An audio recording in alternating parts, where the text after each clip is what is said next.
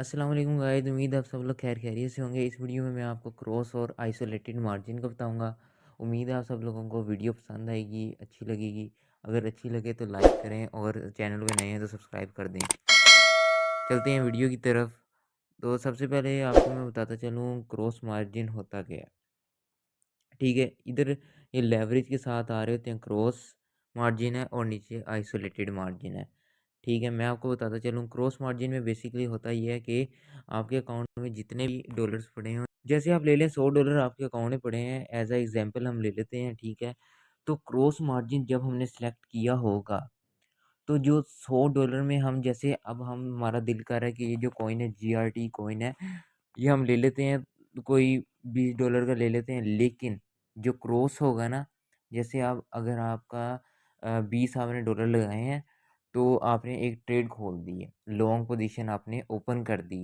उसी के साथ जब आपकी लॉन्ग पोजीशन ओपन होगी, जो आपने $20 अपने वॉलेट से लगाए होंगे, अपने वॉलेट का आपने 25 या 20% जो आपने लगाया होगा, तो वो होगा ऐसे कि वो एक जैसे इकट्ठे होंगे। यानी जब आपने आपकी लॉन्ग पोजीशन ओपन है हुई है और वो नीचे मज़ीद जाने लग जाते हैं, आपकी कैंडल नीचे जाने लग जाती है, आप लॉस में आ जाते हैं, तो वो उधर से जैसे आपके $20 पूरे होंगे, लिक्विडेशन आपकी बहुत दूर होगी। क्रॉस क्रॉस की बात कर रहा हूँ मैं, ठीक है? आइसोलेटेड में करीब होती है और क्रॉस में काफ़ी दूर चली जाती है। तो जो आपके पीछे $80 रह जाएँगे, वो भी आहिस्ता-आहिस्ता कटने लग जाएँगे, ठीक है? तो जब वो कटते रहेंगे तब आप आहिस्ता-आहिस्ता आपके डॉलर्स भी ख़त्म होते रहेंगे और लिक्विडेशन के पास भी वो आता रहेगा, ठीक है?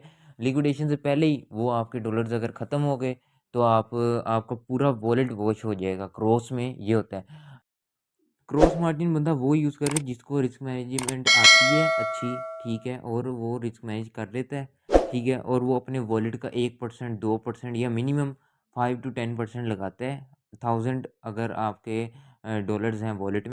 क्रॉस में मैंने आपको बता दिया कि ना, जैसे वो आपको अगर $20 आपने लगाए हैं तो जब वो नीचे जाएगी, लॉस में चले जाएँगे आप, तो उसके आपके बाकी के भी डॉलर्स कटने लग जाएँगे। इससे अच्छा आप अगर स्टॉप लॉस लगा लें तो वो ज़्यादा अच्छा है, ठीक है? क्रॉस में आप क्या कहते हैं, स्टॉप लॉस लगा लें। उसके बाद दूसरी तरफ आते हैं हम आइसोलेटेड में। क्रॉस बेसिकली इतना ही होता है। आइसोलेटेड में हम आते हैं, देखें अगर हम $100 दोबारा हम एज़ अ एग्ज़ाम्पल ले लेते हैं आइसोलेटेड में भी, ठीक है? जब हम आ जाते हैं तो $20 की आप इधर से अपना जितना परसेंट आप ओपन करना चाहें वॉलेट का 15%, तो मैं करूँगा 20 कर लेता हूँ। 20 अगर हम $20 की ट्रेड ओपन करते हैं तो वो जो आपके $80 रह जाएँगे वो सेव हो जाएँगे। यानी उन्हें वो ना कटेंगे, ना बढ़ेंगे, ठीक है? जब वो ट्रेड पूरी हो जाएगी, तब आप जब अपने ओपन ऑर्डर्स में से वो ट्रेड बंद करेंगे, तो वो उधर ऐड हो जाएँगे। ऐसे ही अगर आपने खोली होगी ना ट्रेड, तो जो आपके वॉलेट में डॉलर्स पड़े होंगे, ठीक है? आपके एक $20 ट्रेड वाली तरफ हो गए, यानी साइड पर हो गए, और जो बाकी रह गए होंगे $80 रह गए, वो उन्हें कुछ भी नहीं होने वाला, ठीक है? वो उधर ही रहेंगे और आपकी $20 से ही ट्रेड चलती रहेगी।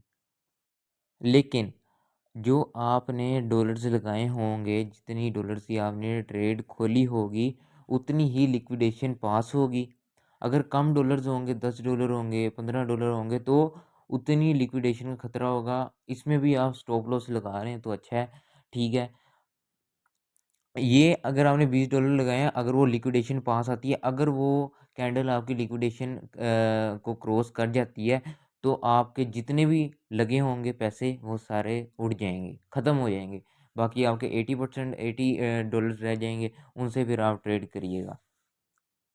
ये था बस क्रॉस और आइसोलेटेड मार्जिन में फ़र्क। बस यही होता है कि क्रॉस में आपके वो पूरे ही लग जाते हैं तकरीबन, और उसमें आप ध्यान रखना पड़ता है। आइसोलेटेड में ये होता है लिक्विडेशन पास होती है और आपके अलग हो जाते हैं डॉलर्स, ठीक है? उन्हें जो वॉलेट में होंगे उन्हें कोई फ़र्क नहीं पड़ेगा, जो ट्रेड में लगे होंगे उन पे बस आपने ध्यान रखना है, ठीक है?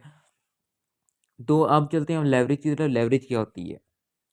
ठीक है, लेवरेज का एक बेसिक सा कॉन्सेप्ट है। देखें, जैसे आपके अकाउंट में $1000 हैं और आपने अपने अकाउंट का 1% या 10% लगाना है $100। अब $100 से आप $10,000 की ट्रेड कर सकते हैं। वो कैसे? लेवरेज के थ्रू, ठीक है, आप लेवरेज में आएँगे तो अगर आपने $100 अपने वॉलेट से सिलेक्ट कर लिए, भई मैं $100 की ट्रेड करना चाह रहा हूँ और आपने कहा कि मैं लेवरेज लूँगा। लेवरेज कोई उधार नहीं होता, कि ये एक एक्सचेंज ना आपको दे देती है भई, आपका जो ब्रोकर होता है वो आपको पैसे दे देता है, भई ये आप लो और आप इससे ट्रेड करो।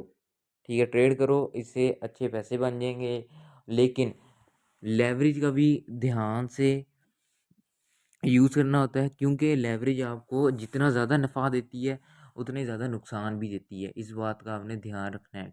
लेवरेज के लिए ना रिस्क मैनेज करना आना चाहिए, ठीक है? लेवरेज ज़्यादा भी ये यूज़ कर सकते हैं, लेकिन जो छोटे यूज़र होंगे, जो न्यू होते हैं ट्रेडिंग में अभी, वो सिर्फ़ और सिर्फ़ 10% या 15 एक्स ले लें लेवरेज, इससे ज़्यादा ना लें। क्योंकि ये वक़्त के साथ-साथ आप ये ज़्यादा बढ़ाते रहें, अगर शुरू में आप ज़्यादा करेंगे, तो आप नुकसान में होंगे। अब जितनी ज़्यादा बड़ी ट्रेड होती है, यानी $100 की आपने एक ट्रेड खोली है और क्या कहते हैं उसमें 100 एक्स लेवरेज ले ली है, 50 एक्स लेवरेज ले ली है, तो उतनी ही वो फ़ी कट करते हैं आपकी, ठीक है? तो $2 होती है, $3 होती है, जो आपने ट्रेड में अपनी प्रॉफ़िट की होती है या जो लॉस किया होता है, उसमें से भी वो फ़ी लेते हैं अपनी। बेशक आपका लॉस हुआ या प्रॉफ़िट हुआ, दोनों में वो आपकी फ़ी कट करते हैं। तो मैं आपको रिकमेंड करूँगा, जो न्यू यूज़र्स हैं ना, वो आइसोलेटेड यूज़ करें, ठीक है? आइसोलेटेड मार्जिन यूज़ करके वो सिर्फ़ और सिर्फ़ 10%, 10x की लेवरेज या 15x की लेवरेज, इतने ही रहें बस, ठीक है? इतने ही रहें, वो आगे ना जाएँ तो अच्छा है, ठीक है? वक़्त के साथ-साथ आप आगे जाएँ, तो आपको चीज़ों का भी पता चलेगा और आप ईज़िली हर चीज़ सीख भी जाएँगे, समझ भी जाएँगे, आपको सही समझ भी आने लग जाएगी। तो वीडियो को लाइक कर दें और चैनल पे नए हैं तो चैनल को सब्सक्राइब कर दें। मैं मिलता हूँ आपको किसी नेक्स्ट वीडियो में। अल्लाह हाफ़िज़।